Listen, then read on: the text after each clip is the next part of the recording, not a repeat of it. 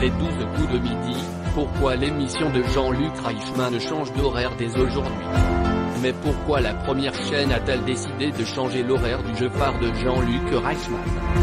Diffusée depuis 2010, l'émission Les 12 coups de midi est devenue un rendez-vous incontournable pour bon nombre de téléspectateurs. Tous les jours en semaine, ils apprécient l'humour du présentateur Jean-Luc Reichmann, les personnalités des candidats et la culture générale de certains d'entre eux, qui parviennent à devenir maîtres de midi pendant plusieurs semaines. Depuis plus de 3 mois, c'est Céline, planificatrice SNCF, qui occupe cette place tant convoitée. Au fur et à mesure de ses participations, elle a appris à s'affirmer. Je fais aussi un peu plus attention à moi.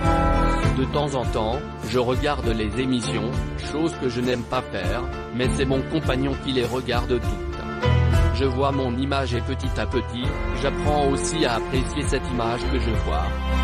Par ailleurs, elle a remporté plus de 400 000 € de gains.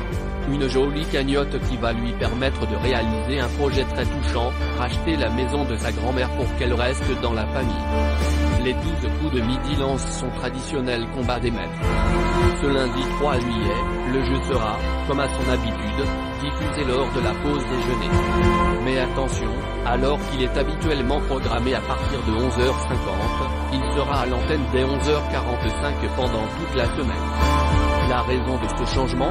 TF1 diffuse le combat des maîtres, cette compétition dérivée des 12 coups de midi et qui voit 32 maîtres de midi s'affronter.